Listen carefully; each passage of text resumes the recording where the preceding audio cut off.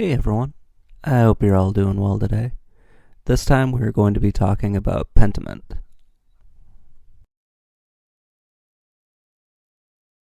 So, this has gotten some kind of rough reviews out there, especially from people who didn't exactly know that it was a point and click adventure game, which is fair enough. I guess if I had never really seen the genre before and started playing it, I would probably be a little upset as well.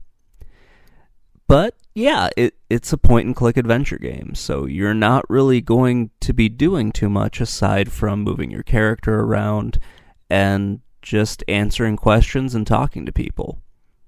That's not really going to work for a lot of other people out there, but I really enjoy this because it's all about just finding the humor in the game and reading through the story, watching everything unfold, and then seeing how you could do better next time, or seeing how you could get a different story the next time you play it. So you play as Andreas. You are a journeyman artist, you're not quite a master yet, and the game takes place in Tassing, a small town in Bavaria in the Holy Roman Empire in 1519. So, yeah, you're dealing with a lot of the things that you would have to deal with back in the Middle Ages. You are also, just working as a craftsman, trying to, get your little guy to do the stuff that he needs to do in order to become a master.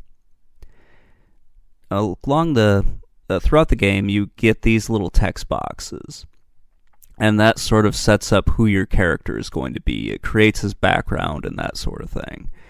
And that can be kind of fun, and it offers you a chance to go back and pick one of the other options. So there is a lot of replayability in the game for those people who like adventure games like this. I really enjoy it and think it's a lot of fun. Others probably won't. This game has a really fun art style. I've read that it's been compared to the Monty Python and the Holy Grail scenes, or really any of the Monty Python scenes like this whenever they switch over to animation. And I can definitely see that. It's a pretty fun style to do a game like this in, because you don't really need a whole lot other than run and walk animations and changing the facial animations to surprise and that sort of thing. So, yeah, it's got kind of a funky art style that might not work for a lot of people. I think it works perfectly for an adventure game like this because it's all about humor and seeing the weird stuff in the game, especially when Andreas goes off into the dreamland and he meets a whole bunch of other weird stuff.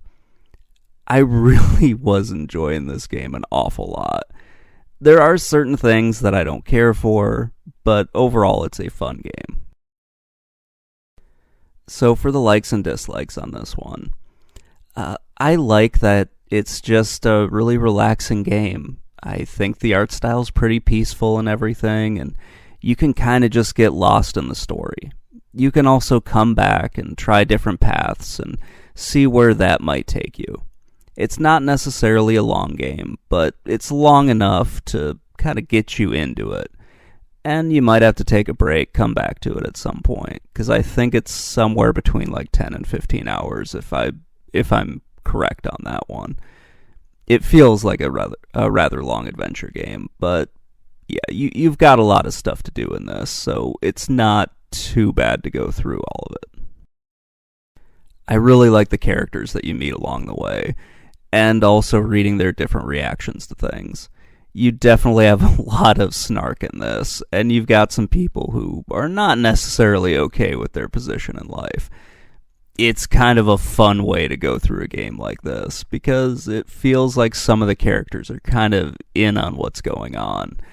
And yeah, you can kind of mess around with them. You can make your character like just an absolute jerk, or you can kind of make him a somewhat nice person.